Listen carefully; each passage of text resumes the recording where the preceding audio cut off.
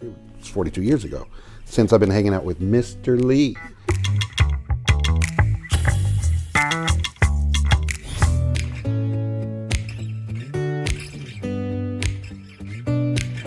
Shannon, I am so happy you've taken the time to come here today. Oh, it's great to be here. And to find out what you told me, and you're there because I'm looking on Facebook, and I'm going, I don't know the guy, and I'm trying to go through your Facebook. You're not posting a whole bunch of stuff, and I said, okay, I don't know that. Okay, maybe that's his wife. Maybe that's his wife. I don't know. So I'm looking through your pictures, and I'm trying to, and then you come here and say, well, Mr. Lee. Let's see, he's going, Mr. Lee. All right. You said you taught me at ASIJ. Yeah. That's Man, right. this makes me feel so good. It's a pleasure. It's 42 years. All of you that remember me from ASIJ that have a chance to watch this podcast or any of my podcasts, I think I'm gonna send it to some of you that know me. I'm gonna send it to you so you can see Shannon. Shannon Gandy in your classroom. Yeah, it's been 42 years for my classmates and everybody that knows Mr. Lee. 42 years. You go back from 80 backwards, it would be 1938. And John Lennon got shot shortly when I came back to the States, and that seems like, a long time ago too. It's 42 years ago since I've been hanging out with Mr. Lee. And everybody to us, there was in Japan, there was Ultraman and Kamen Rider, Mask Rider, and the Ranger guys, and then there was Mr. Lee. Come on, With everybody you taught, we thought so. Yeah, I mean, seriously, it's a big honor to be here. Absolutely. Yeah, some kids, Enter the Dragon was on one night, and the next day at recess, everybody was going on, man, did you see Mr. Lee? And I was like, yeah, Bruce Lee, yeah, man, he's kicking butt. And they're like, no, Mr. Lee, you stupid. And Ken Fukuda and me kind of knew, yeah, that's Jim Kelly. You talking about Jim Kelly? Man, you're so stupid, Shannon. But the people were, but that's how much power he had over us. They were convinced it was Mr. Lee kicking butt with Bruce Lee. Mr. Lee and Bruce Lee, yeah. Okay, let's start this podcast Yes, the way I sir. do with most people, but I love it. Where were you born? I was born in Memphis, Tennessee, Okay. March 2nd, 1970, in Baptist Memorial Hospital, where Elvis's daughter was born. Okay. And my big brother, John Paul, was born on Union Avenue also, but in Methodist Hospital. There's just the two of you? I was born in Memphis. No, well, I mean, your siblings. I have other siblings, but Who's first? Your brothers first? Oh, yeah. And you're number two? I'm number two. And then? And then a few years later, before we moved, when we were moving, when I was in Japan, my biological father and stepmother had my sister, Lauren, and then my mother was pregnant when we moved back to the States, and she gave birth to my other little sister, born in Memphis. Her name was Noelle, and she was named after a classmate of mine at ASIJ named Noelle Reedy. Why was she named after a classmate? Well, my mom just thought she was such a charming little girl, and she wanted a girl like that. And just by chance, I got in touch with Noelle years later on Facebook. She named her son Shannon because she thought, I'd like my boy to be kind of like Shannon, kind of funny and stuff. But how many years between you guys? Me and my between her, Noelle and me. Noelle, yeah. How many years between you and her? She was born in '81, and my very youngest brother's '81, and that's as far as I know. My youngest brother was born also. But he's from your father. Father, I got a sister with I got me and my brother, a half sister from your father, and a half brother, and a half sister with my stepfather, who's Japanese, and my mother. That's Noelle. Your mother married a Japanese guy. Yes, that's why we moved to Japan.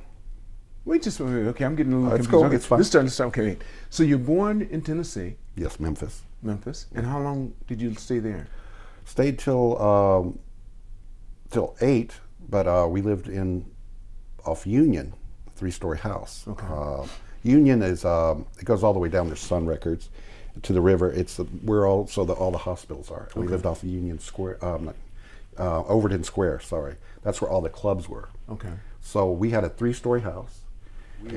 Grew up in Party Central in Memphis. Okay. I mean, there were famous musicians popping by. It was parties almost every night. Was your father a musician? No, he plays music. Okay. He's a railroad man. All right. But yeah, absolutely music fan, and it was just a party every night. So me and my big brother, basically, we could slip in the zoo anytime we wanted to. We knew how to. We were street kids. Okay. And then they divorced when we were 5. And You were 5. Wait, you were 5 or your brother was 5? I was 5. How many years between you and your brother? 2.5 years. 2.5 years. Are you guys still very close? Oh, absolutely. Yeah. Where's he? He's in Memphis. And actually, I told him I got a hold of you, and I said, "You remember Mr. Lee?" He said, "No, of course I do, stupid. Yeah, yeah." I was like, "Yeah." So, yeah, we stayed in contact. And so my mother was divorced. My aunt was working at a music studio. And Memphis is birthplace of rock and roll, right, rockabilly, yes. soul, R&B. Yes. And it's not the birthplace, but it's the home of the blues. That's right. So it's so much music going on. That's A right. lot of studios, especially that time with Stax right. and all that. Yeah. And my aunt calls my mom and goes, "There's a group of really funny Japanese dudes here, and you got to meet them." And my stepfather was translating for these musicians. And Your mom didn't know him at all? no, it was just Okay. my aunt called and said, "You got to come out, Rita, and that's hang out with these guys." Now, is this your mother's older sister, younger sister? Oh, a younger sister. Okay, younger She was sister. the oldest. Okay. And so, I don't know. The next thing I know, when I was 8 years old, we're on our way to Tokyo. With your stepfather? Yes. But how did you take that? I mean, how did you feel about that? I mean, were you close to your father? I was close to my father, but at the same time, you know, it's just, what are you going to do? I could stay with my biological father. If you wanted to? If I wanted to. And he had a book before we left. Okay. It wasn't a scare tactic book, but we showed sumo. I never saw that. Sushi, raw fish. Then he showed me the Japanese style toilets. Okay. And it mentioned that ladies come in the bathroom. Right. All these things. Right. So me and my Which brother. none of them were untrue. They were true. No, it was absolutely True, yeah. But when you're not used to that, Right, of course. you're like, what? So he said, now this is what you're going to have to experience if you do it. So they had a also- good relationship. I mean, even though they were divorced, I mean, was there any bickering or were they pretty close? No, not for the most part, no. I mean, he accepted we're going, but my biological father was telling us this to make us really scared, like sumo and, you know, this. So we arrived at Narita, and it was just built a couple of months before, prior. And What year was this that you arrived? 78. 78. It was just 2 months after I'd it was already been built. here 2 years. Right, so you, Haneda maybe? Wait, no, I came in 74. I'm sorry. I came in the Air Force in 74. Okay. But I started teaching American school in 77. So until I got out 78, in it was just 76. Haneda. I got out in 76. So I was here from 74 to 76 in the Air Force. So yeah, that's right. And they didn't. The shoot though wasn't completed yet. Okay, so yeah, it was 78 when they opened right. that. So we just arrived, and we go to eat, and me and my brother get a hamburger or something. Right. And I don't want to say my stepfather ordered sushi because it was enough scare tactics. Because we cut on the TV was on, there was sumo on TV. So me and my brother are just like, oh my god. And we go to the bathroom, and sure enough, my brother opens the stall and he goes, "Shannon, come over here." And I'm like, oh my god. And about that time, a cleaning lady comes in. It was like everything at once. Everything your dad said was coming true. It was coming true just like that. And when you first came to Japan, do you remember the first time you tried milk? Yes. Like the difference? Yes, in because taste? it's not homogenized. Right, because this milk is not homogenized. So- And it was just completely different. So the first day of school, we have cereal and we get our milk, and I took a bite and I said, "Mom, you know, this milk's bad." And she said, "Oh, you're just being silly." And she goes, "That milk is bad." So we had to ask our stepfather later about and he goes, "Oh no, that's good milk." Yeah, because it's not homogenized. Right. But yeah, all these shocking things were different. Yeah, and we didn't know konnichiwa or nothing, and we lived in Musasakai, Okay. which is convenient to get to ASIJ. Right. But there was there's ICU, but there are no kids. Right. We were the only foreigners in my neighborhood. Absolutely. I mean, now it's different, of course, but absolutely. And all the kids at ASIJ, they all live, you know, Very close, Akasaka right. and Akasaka, Azobu and all these no, nice there is. places. Right. No. Not where you live. No, a lot of fighting for 2 weeks. Really? Absolutely. Gaijin and rocks and Oh, come green. on. Absolutely. In 78. This was 78. Yeah, I guess you're right. Oh, but I was an absolutely. adult, so it wasn't. You know, Right, exactly. Right. You're Oh a no, kid. it was down dirty, but me and my brother were from Memphis, And and you took care of yourself. You know how to it handle was just two of us. So we just figured, you know, instead of pushing we'd punch you in the nose, you know, and it just freaked the kids out. So we made diplomacy by like baseball, and then they got to like us, and then we're all friends, we're all buddies, and then they want to declare war on the next apartment building, the Sky Heights. So we're with them though. So we're gangs, you know, we're View Heights. And I swear, it was like really, looking back, it's really silly, but it's no, it's that's the what way it was. kids do. That's what kids do. And we'd go to ASIJ, and when we first went there, some of the Americans were great, but it was mostly kids from Europe and Africa. They were and Asia. expats. They were expats. They'd traveled a lot already. So some of the American kids teased us at first because our accent. Okay, right. But the accents were stupid. They'd call us Tom Sawyer. Okay, that's all they knew. Or Elvis Presley. That's all they knew. Or Elvis, which to us is cool. That's right. They were from, we were like, oh, Big E? Yeah, thanks. And that was, and then they became cool. But yeah, it was kind of tough at first. That was the beginning. You're right. It was a different time, too. It was, most definitely. Yeah. Wow. So you grew up here. You came here when you were 5. I came here at 8. At 8 years old. How long did you stay? Till 10 years old. So just 2 years? Yeah. And then what happened? Where'd you go? We moved back to Memphis, and it was tough. Why? Well, we lived in East Memphis, which is middle class. Okay. But they have the busing system there, and we were bused. Well, John Paul went and just stayed with my father. He didn't come back the second year, by the way. We went back to America, and he stayed with my dad. I came back to ASIJ. He only went 1 year. Okay. So. Well, he just had enough. He just knew. He just maybe wanted to stay with Dad. Okay. Right. Which he regrets now. He said. Really? Yeah. He said, "Man, it seems like you got more the second." I said, "Yeah, absolutely. You learn more, you know." That's right. Oh, yeah, right. Yeah, and you The get school around system's more. completely different. Yeah. Right. So and then he when I moved back to Memphis, I was bused about an hour away, and I know a lot of people don't know Orange Mound, but Wikipedia Orange Mound, it's the ghetto of the ghettos of Memphis. Wait, Memphis is this a white ghetto or a black ghetto? No. It's a black ghetto. Don't be white in Orange Mound. Don't be white. It Well, was what the are you second. doing? Well, What it are you was doing going there? We were then? bused. Why? Oh, that's when they had the exchange thing. They were Yeah. trying to integrate. So And some of the black kids were sent to your school, to the white schools. If they did, I don't know about it because I was Right. going to Magnolia, which was in Orange Mound. Orange Mound was second to Harlem only in population of blacks, which is not a big deal Right, so which is normally. right. But when it's the hood, it is a Right, big deal. big deal, okay. And now, if I went to Whitehaven, which is the hood, Right. if you say something about Orange Mound or I went to Orange Mound, they're like, man, dang. They would say that. They would say that. Anybody in Memphis, you mention Orange Mound, it's like, oh. What about now? Is it the same now? Orange Mound's pretty bad. It's still pretty bad. Memphis is. I've only been there once. Right. But I don't know Memphis is a river city, so the first businesses like New Orleans or St. Louis are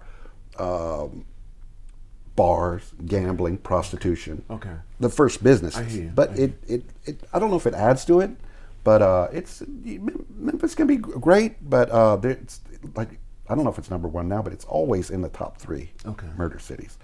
So, and it's gotten worse. So what was it like for you at school when you went in there? You're coming from the American Right. school, this environment. International ASIJ, Right. fantastic These school. Kids from everywhere in the world. Cool. The first thing that happened to me, and I forgot the word, I walked in and registered with my stepfather and my aunt for some reason. I don't know what my mom was up to. And the first word out of one of the students' mouth came up to me and went, honky. Honky, that's right. And I was like, oh my God, I forgot all about that. Oh, right. Because you did know it before. Yeah. Oh, absolutely, before, Right. but I was You know, ASIJ, yeah. you don't go around saying honky or anything. So I was like, oh. And I had one white teacher, but the rest, there was maybe 5 or 6 white kids in the whole thing. And they were from my neighborhood that were bused. But I don't understand. Why would they only take a few of you? That was, I guess, that. Did you have to have lottery or whatever? Not that I'm aware of.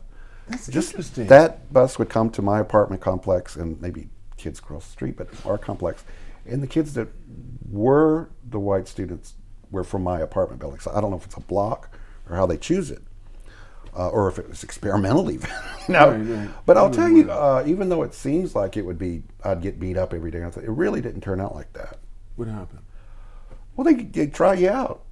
Okay. They try you out, Right. you know, and if as long as you turn out cool and you stick up for yourself, and Did they can you? respect you. Absolutely, you had to. You didn't have a choice. But it's so bad. It was so bad. Luckily, gangs had guns. Like now, it's all over. Right. But it was old school chains, knives. and you could look out the window and watch gang fights at my school.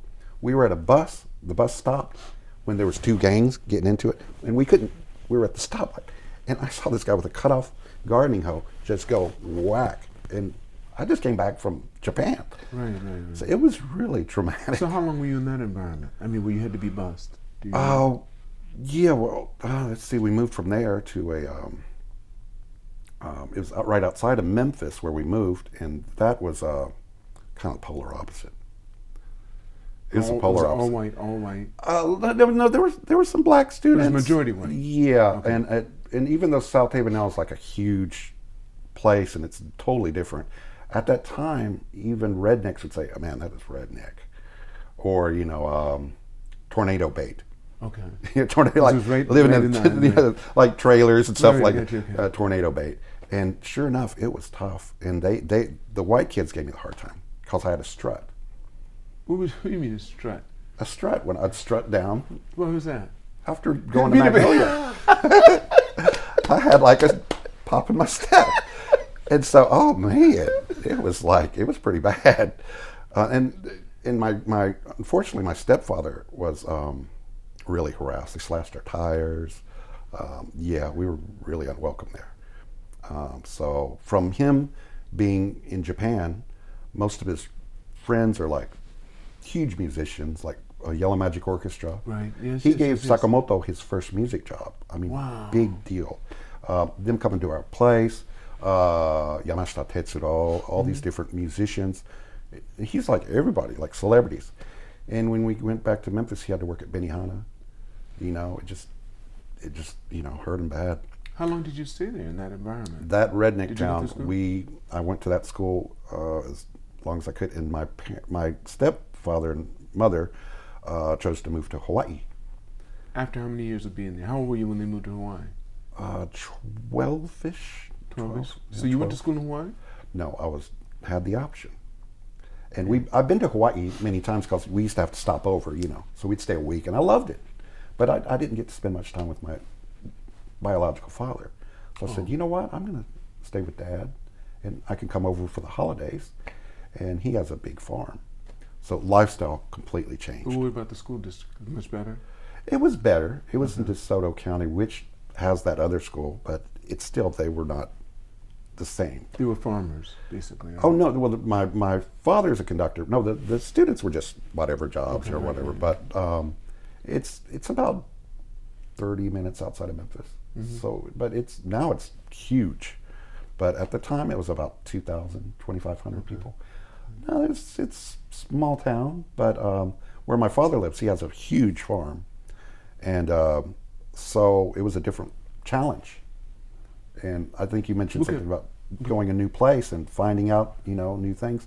And I made waking up before the sunrise, and it was me and my brother doing this. So he had some rules you guys had to abide by. I mean, he was a conductor on the railroad, so he would, go off, and we were left to feed the horses. So how long would he be gone? Oh, it depends on the road trip, or he's a conductor, so. Would it be over a day, or? Oh, more, usually. And it'd be just the two of you? No, my stepmother was there, and my little brother and sister, who I'd also babysit on top of that. Right, okay. But it's just, you have chores. So I wasn't used to it, and I was with my big brother again. Right. And we were sharing almost like an outhouse, I guess. Okay. From the rest of the house. Okay. So it's just me and him, and we're teenagers now. And it was tough. Yeah. What were some of your chores? What did you have to do? What was a typical day? Oh, okay. You'd wake up about 4:30. This is before your breakfast. Wake up 4:30. Feed the chickens. Then you collect the eggs. And some of the hens, they're going crazy on you. They don't want you to touch them. Right. We had a lot of rabbits. That's good food. And you have to feed the rabbits. Then we'd feed the horses. And the thing is with my father's horses is he has thoroughbreds. Okay. And they're all related to the Secretariat. Secretariat. Yes, you're right. Yeah. Racehorse. Yes. They're really high-strung horses. So if you're kind of slow pouring the food there. Right. And this is every morning. And they're 6 foot tall? The horses themselves? Yeah, I would say so. Yeah, they're up there. Back from there. Wow. And they're really temperamental. Yes. Beautiful, beautiful horses. Right. And then after all that, we'd come in and change our clothes, and then come in and eat and take a shower. And we had to go to a county line, actually, because if we didn't, we'd have to go to worst school.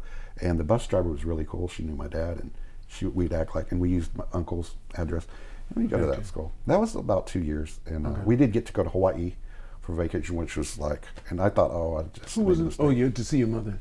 Yeah, day and night, and then my mother and them came back in '84, and immediately, as soon as I could get out of that farm, I ran up to my mom's in Memphis just for about another year, and my stepfather asked me, okay, I'm making a choice, New York or L.A.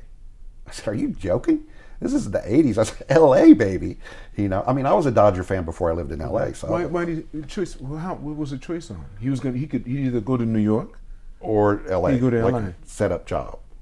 Oh, is that right? Yeah. So he left that to you and your to you or to you and your brother? Just me. Okay. Your brother stayed with your father. Yeah, he stayed long, and I was like, L.A. Are you joking?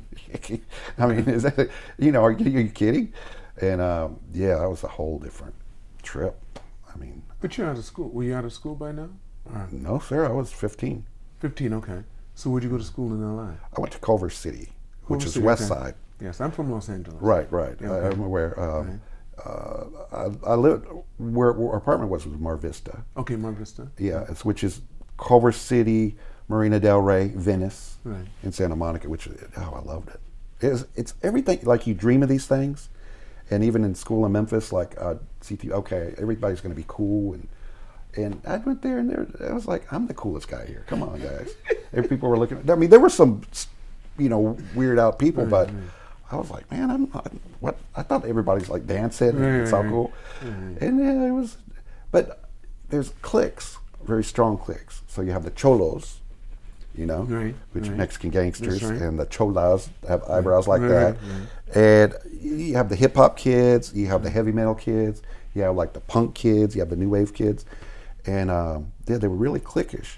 But what got me, like I'd go to the UN of all these cliques. What it was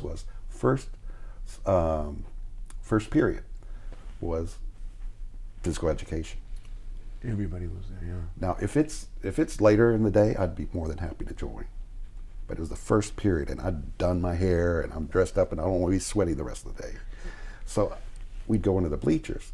So it'd be me and a couple of heavy metal guys, some cholos, kind of like, you know. I got you, and we would all have to hang out. Some of them were smoking something. And, you know, I'm not going to go in detail.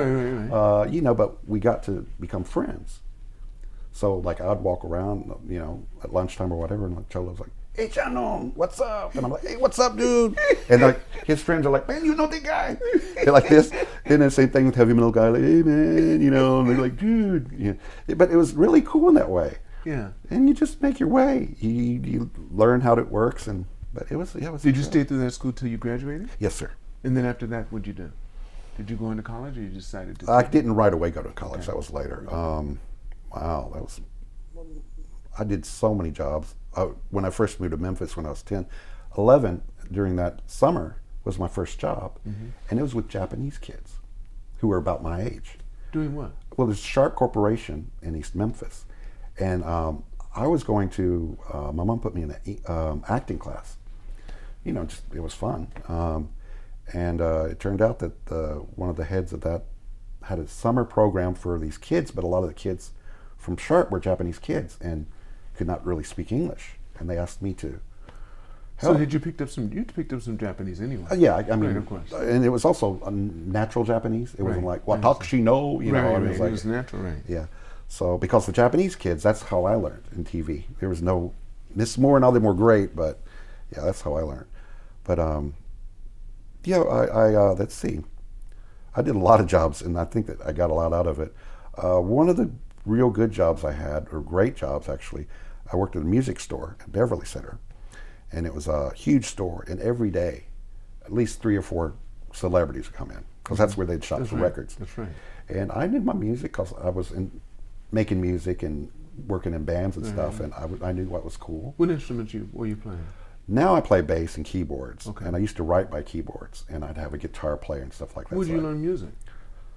Self-taught. Also, yeah. I mean, a lot of people, like the Beatles, could not read music. I know that. I know that. No, some of your best musicians sometimes are the people that have picked it up by ear first. Well, my biological father loves the blues, and he's just like even today, just always plays. have different musicians. Music was always around us. How's your father? How is he now? Right now? Oh, he's at the farm with his. I think it's down to 20 thoroughbred horses. Type of farm. Retired. He retired actually a little early because he was on a train wreck, a head-on, where he jumped. He knew what happens, and when a train collides, the cars go up about way high, like 5 floors or so, and he knew that, and he jumped off ahead of time and started crawling. Broke his shoulder doing it, but kept going, and all these thorns and stuff, and kept going, and sure enough, where he jumped, that's where it landed, and he saved one of his friends, but his friend died in his arm, and it just. But I mean, they compensate a little bit, but he's cool now. He's got a beard, and he How old is your dad now? How old is he now? He's 78. 78? Okay. Yeah, he's old hippie. He grows his own stuff and smokes and plays the guitar. He's happy. He's happy. Is his wife still with him? The same Yes, wife? yeah. Okay. They've been together since 75 when my mom and him split. How's your mom doing? My mom passed away about, that happens, 1999. Okay. She, and what's sad is I put her on a flight. She got her inheritance from my grandfather. And he was a railroadsman.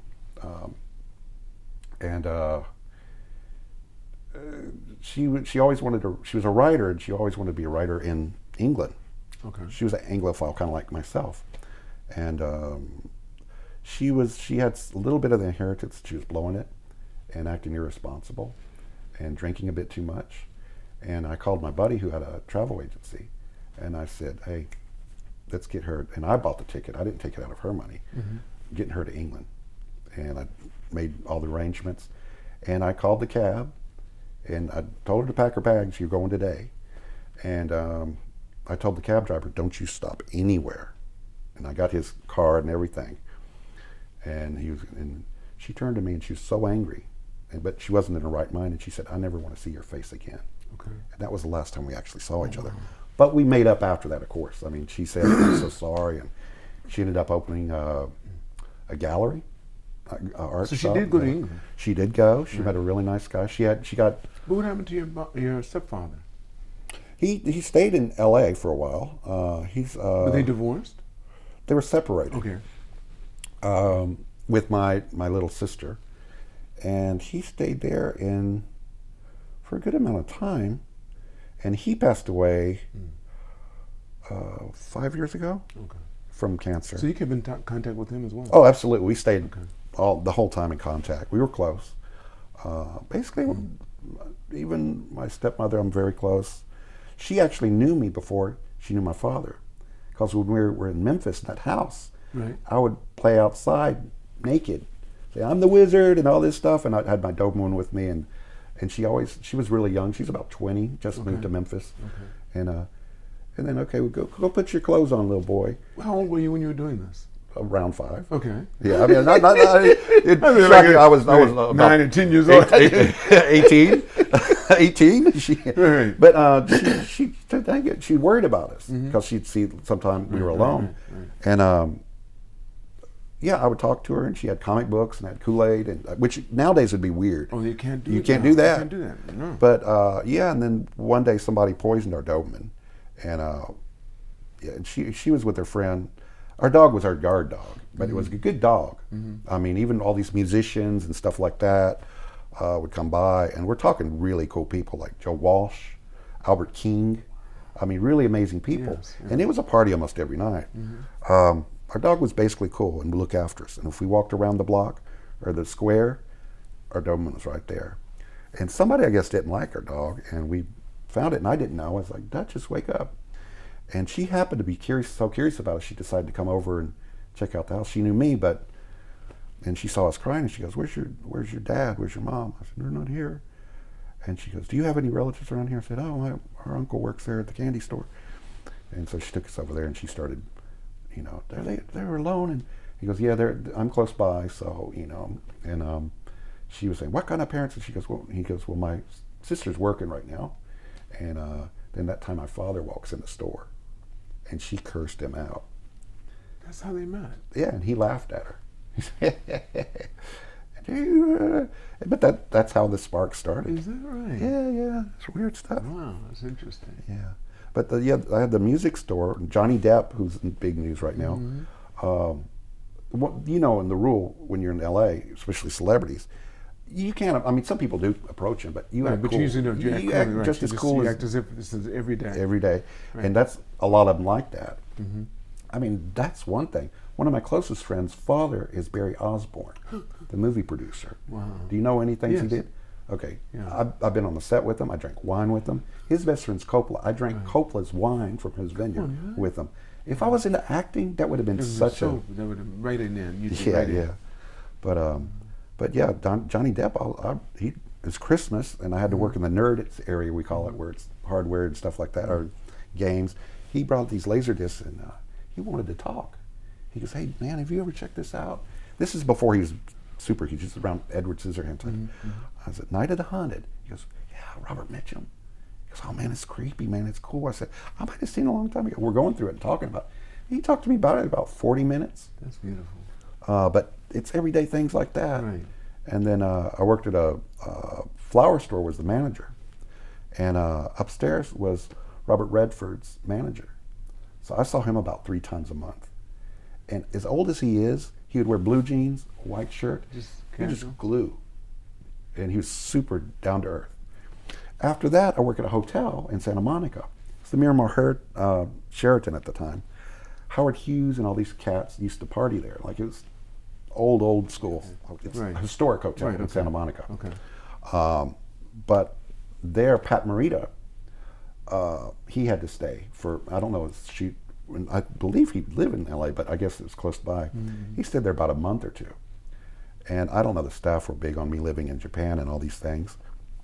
They mentioned, so he kind of chose me to look after him. And he was this beautiful girl with him. And he's a Nisei, so but he knows I know words and stuff. Right. And then he would say some things, bad about like the concierge or something in front of me. And the concierge, what did he say? Oh, he goes, "Thank you so much for your help." Hey, but he would get in a brawl with his get in an argument with his girlfriend and throw her clothes out, and then the security would call me, "Shannon, can you go up and talk to Mr. Morita?" I'm like, "Pat, come on, you can't do this." I mean, it was really cool. Bill Murray was the funniest. He made fun of my name. Did he? Yeah, I brought his stuff out to the bungalow, and he goes, "Come in, Shannon." He goes, "Yeah, sit that up," and he get good chips. And the next day, it's just me, and I don't know if he looked through the peephole or whatever. He goes, "Oh, open the door, come on in, Shannon." He goes, "I've never met a man named Shannon." He goes, "I've been to the airport. I've seen the River Shannon. He goes, you got to be the first guy I've ever met named Shannon." And I said, "They exist." Did he ask you how you got your name? Who named you? No, he didn't ask. But who did? How did you get Shannon as a name? My mother says it's from a Richard Burton character in The Night of the Iguana. He played Father Shannon. That's the story. Now, my father tells me nowadays, he goes, "I'd go out of town on the railroad." And that was my other alias. It's Shannon something. I always liked the name. Shannon, actually, there are more girls named Shannon, but it actually means God of Rivers in Gaelic. Or Old Man River. Okay. So it's actually a male's name, but it sounds pretty. Right. But in Japan, a lot of people, they confuse it with Sharon. Right. So that's why I had my English school in Kobe. I chose just to go William and keep my name. And so when Facebook, after I had the school for, had it for 10 years, but when Facebook came around and I had to go ahead and put my school up, I went by William Shannon Gandy. So some people, I had my best friend from Memphis. We lost contact for 20 years. I thought about calling a PI looking for him because we were so close and we lost contact. He wrote me out of the blue. And he goes, "I just want to ask a question. If this is the wrong person, I'm so sorry. But is this Shannon that lived in LA, that originally came from Memphis, and that knows that I love Prince and and all this stuff?" And I wrote him back. I was like, "David?" I said, "Man, I've been looking for you," but his name was David Lee Johnson. Okay. Wouldn't it be easier to find me? But he's still asking, "Are you the same cat?" I'm like, but that's the cool thing about Facebook. Like a lot of these people. It's put so many people together, I believe. Yeah, And yeah, after that long, 20 years, yeah. So what brought you? You're in Japan. How long have you been here now?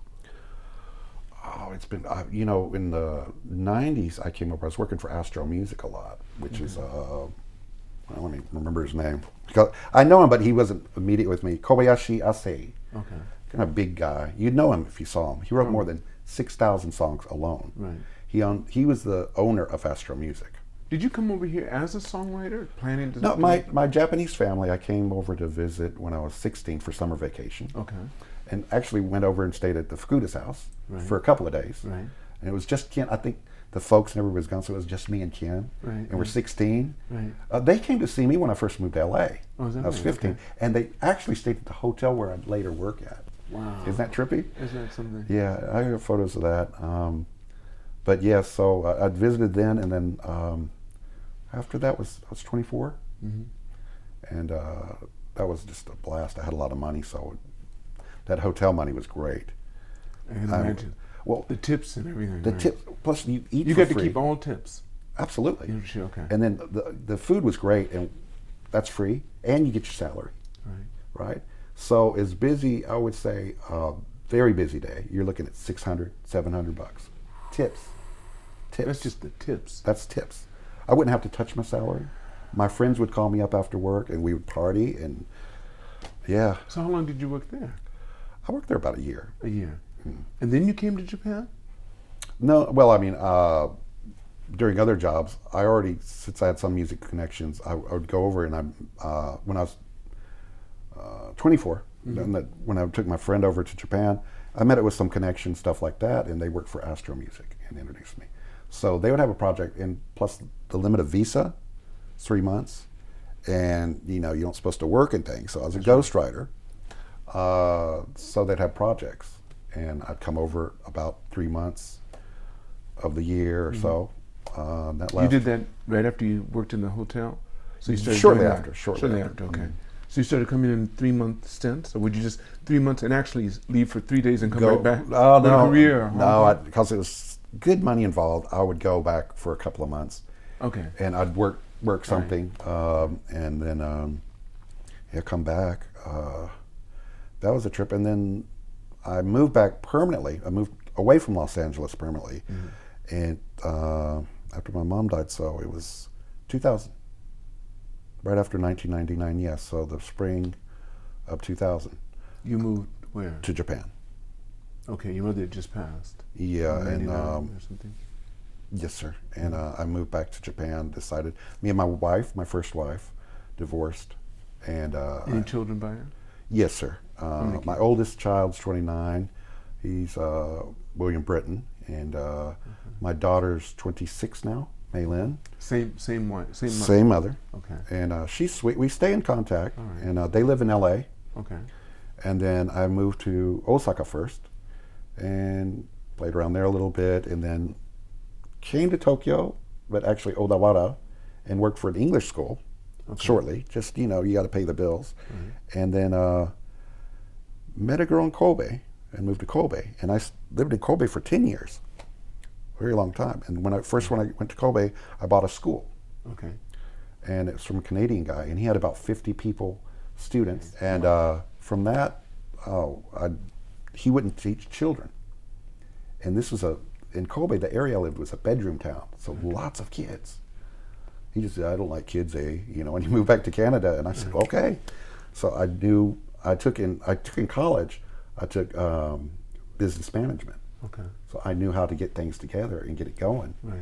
So then after then, it wasn't just my school, it's corporate classes. And it took off. It was good for 10 years. You did that for 10 years? Yes. And how big a staff did you grow? From 50 to, if you include corporate class students, probably... No, I mean your employees, the people working for you, not the students. Oh, at the most, well, first it was me until Right, I couldn't help it. And Right, then right. gradually, probably 5. 5 people, I'm just okay. trying to think at the time. Gotcha. But towards the end, Right. it became just, you know, heavy. And I had 2 kids when I was in Kobe. You got married again? Mm-hmm. Okay, this time, your first wife wasn't Japanese. Yes, she was. The one in the U.S. was Japanese. Yes, I met her in Los Angeles. Okay, but was she Japanese, or was Yes, she American? she was Japanese. Her name is Ritsuko. Kaleidoscope. She still is. She still lives in Los Angeles. She loves LA. She's not leaving LA. She's a surfer. How old was she when she moved there? She actually went there for college. And never left. And never left. And I met her when she was college. She was, oh Lord, she was there. Let's see, she was 19 when I met her, and she was a mother at 20. Okay. Pregnant with your first child? With my first child. It happened really quick, and I was a young, so I couldn't go to college immediately. Right. I put that off, and while I was working, I went to Cal Poly. Okay. And it was Pomona. Right.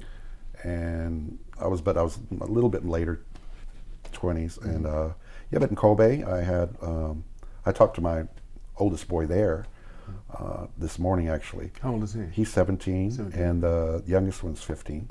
Okay. So you have two boys by your second wife? Mm-hmm. Nicholas and Charlie. Okay. Yeah. So you have 4 kids total? Total that I know of. That you know of? That I know of. And you've been married twice? Yes, but I'm married currently. Oh, so you've been married 3 times? Yes. Okay. And this wife had a cat for you? As a cat. We adopted 2 cats. One of them passed away a couple of years ago.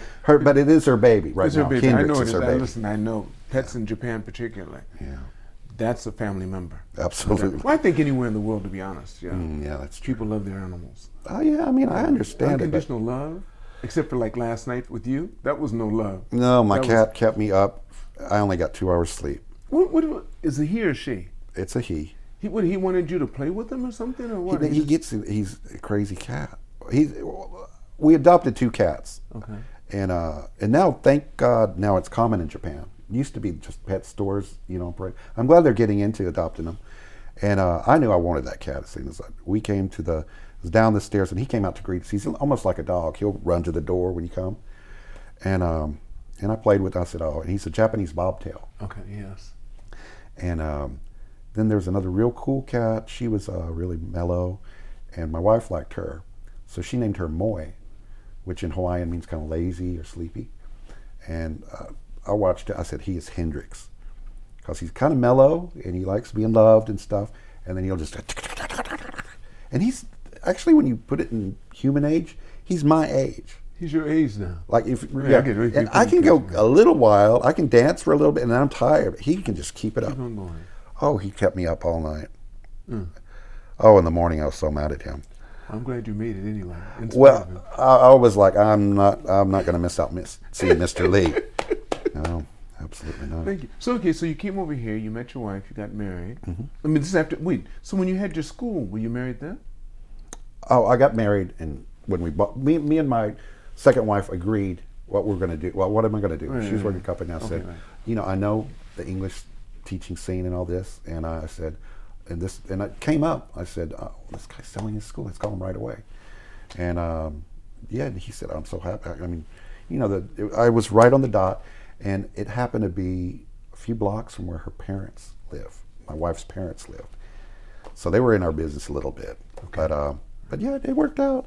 And then my current wife, she's a computer programmer. Mm-hmm. She worked for IBM for 23 years, and that company just 2 months ago branched off. So yeah, she's really technical. I'm like a Polaroid man in the Snapchat world, It's like, so I got computer, like, what's this? She's, yeah. How long have you been married to her now? Now it's 9 years. It'll be 9 years. 9 years? Yeah. My goodness, boom, boom, boom. You've been really... I've had some time in between, but yeah. So what do you have on the flames now? What do you have going on now in your life? Like what I'm working on? What do you do? Yeah, what do you do now? I still write music. Okay. What type of music do you write? Is it classical music, or Astro Music was, and Astro Music, even though the singer Kobayashi Ase passed away last year. Mm-hmm. I think they're still running. I haven't been in contact with them, but they do commercial songs, jingles, background music, show themes. Mm-hmm. I kind of keep that when it comes to commercial. Right. So I don't work for Astro now. So what I do is there's if I want to make some extra bucks, the important music I keep for myself. Okay. Now, what you said, the what music? The important music. Oh, the important music. Okay, yes. Okay. It's special to me. Right. I have a good friend that's, in Los Angeles. He likes the same kind of music, and we might share and work together a little bit. Right. But there's a studio close to my house, and a lot of young bands, a lot of punk bands. Right. And I have a bass, right, and I have a keyboard, a really good keyboard too. Okay. It's really old Roland, but it's really good. And it's easy for me to write a punk song. It's 3 chords, or it's punk. It's basically kind of 50s. If you know how to play 50s music, you can write, and as long as you mix it up a little bit. Right. And a lot of these, even though it's so simple, a lot of these young Japanese kids don't have much imagination. I hear you. So if you throw in a little something, you can sell a song to them, and you can give them credit. It's just the ghostwriter.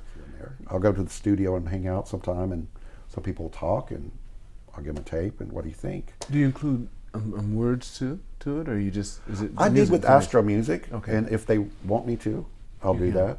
Okay. And then I'm working on I've been doing this kind of for a long time. I'm researching castle cities, castle towns. For example, Sendai. Okay.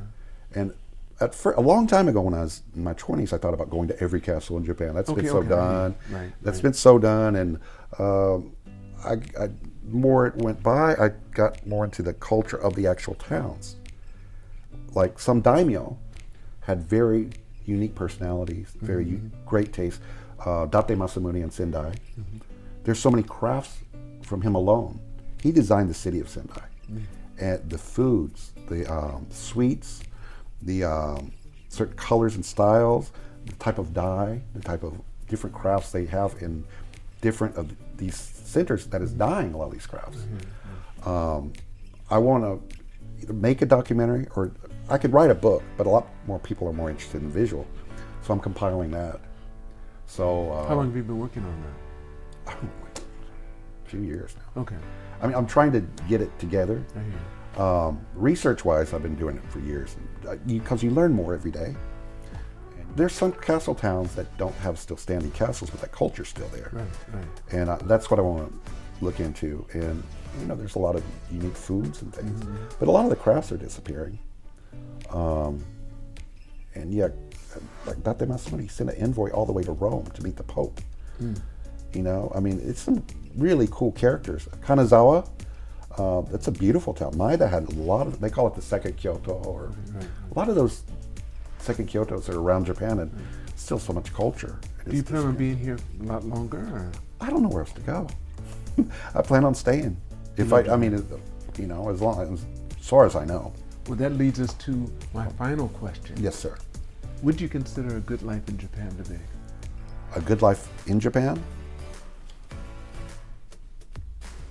Just as I said, learning something, not just the culture that you see, everyday culture, learning something every day, something unique. For me, every day I learn something new. New words, new phrases. Kanji. You don't have to be a master kanji, and if you just study kanji to study it, you don't get out of it. If you really kind of learn about it, and you can take from it, and different meanings it can mean, it's deep. So you learn something every day. I think that's the great thing about living in Japan. And basically, compared to a lot of places, it still is very friendly. People are generally, for the most part, polite. That's so true. Shannon, thank you so much. I'm so happy with my students. Oh, it was great pleasure. Great pleasure. Let's not make it another 42 years. Okay? We won't. We're going to stay in touch. Since you're going to be here indefinitely, which I also plan to do. That's good. As we travel, I'll be seeing you a lot more. Oh, I look forward to that. That's for sure. Thank you for having me. Thank you. I want to thank all of you for watching this podcast. Make sure you press like and subscribe and leave a comment or two. And remember, it's all unknown, so continue to reach for the stars, because you're too blessed to be stressed.